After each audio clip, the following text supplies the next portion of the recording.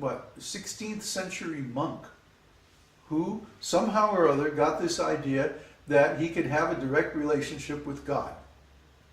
Huh? I mean, after all, Jesus had a direct relationship with God. Well, why can't we? Anyone who is simple, meaning they're not political or they're not speculating, and they read the story of Jesus, and Jesus says, everything that I'm doing you will also do.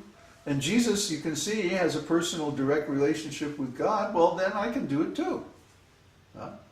So he was not discouraged by false intellect and all overly complicated arguments. He was just a simple man, worked in the kitchen in the monastery, and he said, okay, yeah, I'll have a personal relationship with God too, and I'll start talking to him.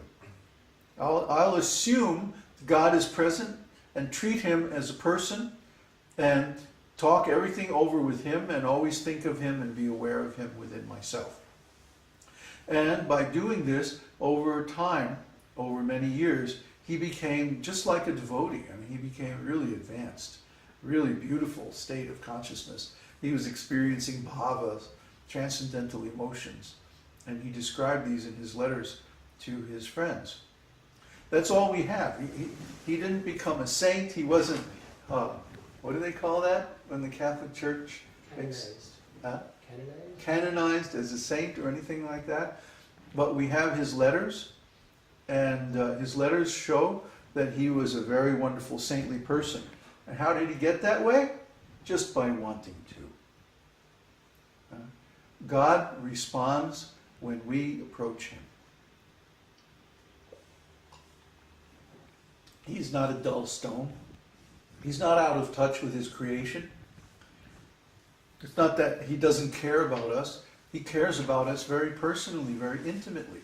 He wants to be involved in our lives. And when we approach him about anything, it doesn't matter how small, how insignificant. We're already insignificant anyway. So if we approach him as a person and we want to have a nice relationship with him, he's certainly going to respond.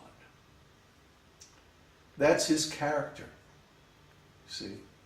He says, there's a beautiful shloka in Ramayana where the brother of Ravana approaches him and says, I'm tired of my crazy brother. I want to surrender to you and be on your side.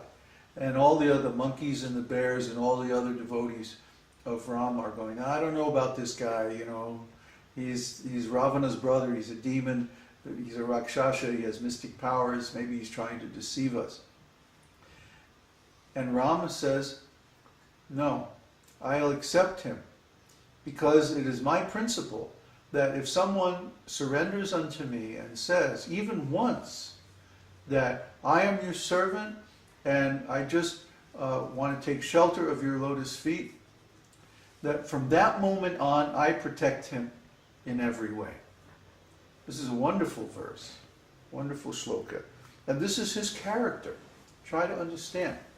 He doesn't hold any grudge against anyone, even if they did wrong things in the past.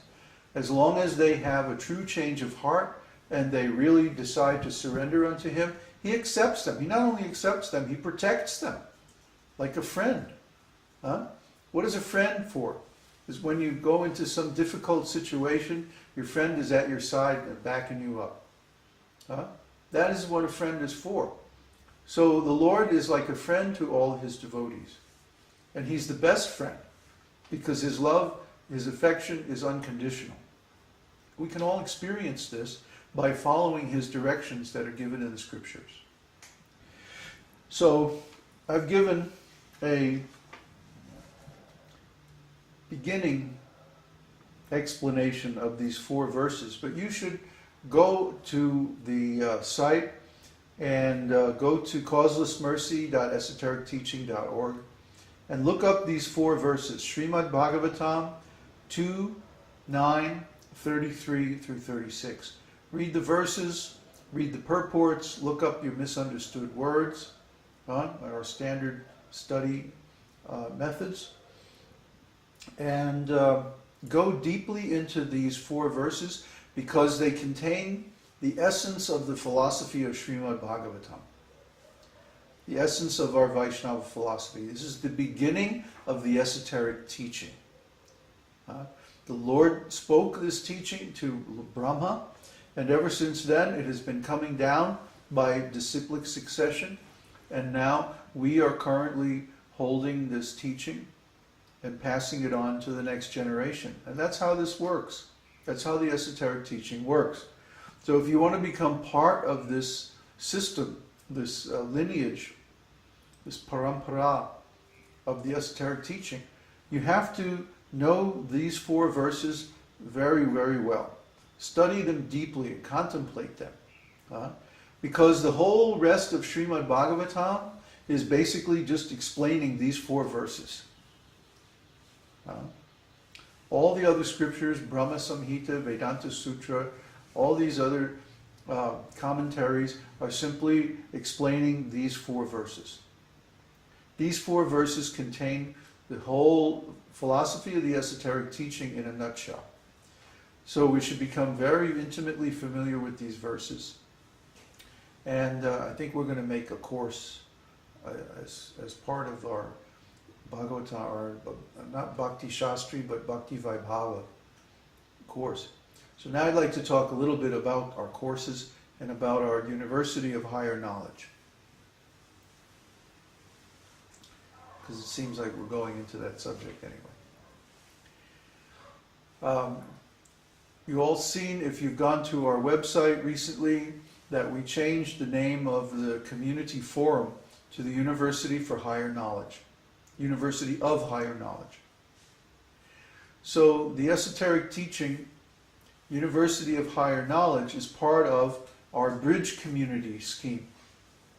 The idea is we want to make a spiritual community that will help people get over the difficult times between now and 2012. And between now and 2012 and a little bit after, there's going to be so much problems in the world because of the changes.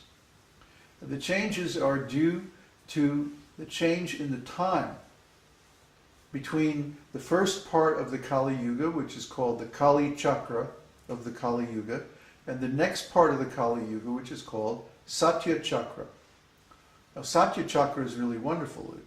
First of all, it's 4 times as long as the Kali Chakra. So the Kali Chakra is about 5,000 years. The Satya Chakra is going to be about 20,000 years. And the first 10,000 years are going to be an increase of piety, an increase of purity in this world. These 10,000 years are known as the Golden Age of Lord Chaitanya. Lord Chaitanya appeared 500 years ago in Bengal, and he gave this philosophy of Achintya Bheda Abheda Tattva that we're just discussing. And this is the basic philosophy of the esoteric teaching. And we are also in the line coming from Lord Chaitanya, the disciplic lineage, the disciplic succession. And we teach this same philosophy and practice it, live it.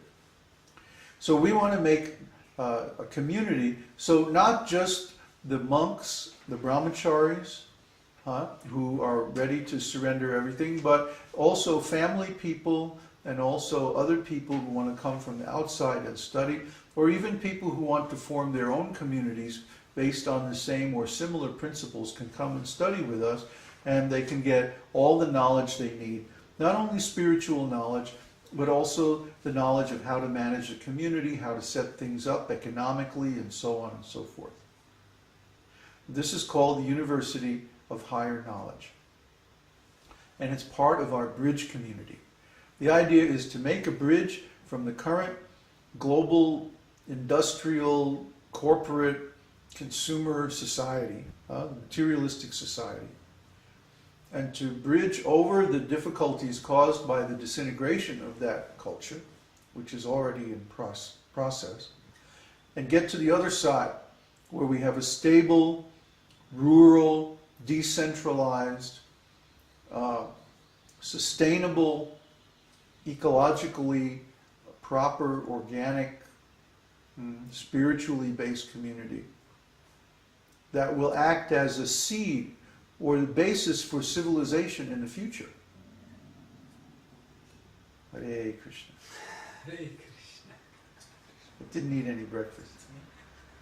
No, it was the lion. Anyway, so we want to have not only the community but also the university. And the university can start now. I mean, right now all we have is a brahmachari ashram, so only people who are ready for that kind of renounced lifestyle can join. But anybody can join the university program and they can study. And there are going to be 6 degrees that you can get from our university, 6 different majors. Huh? The first major is called Shudra Varna. Shudra Varna, and the title of the degree is Bhakta.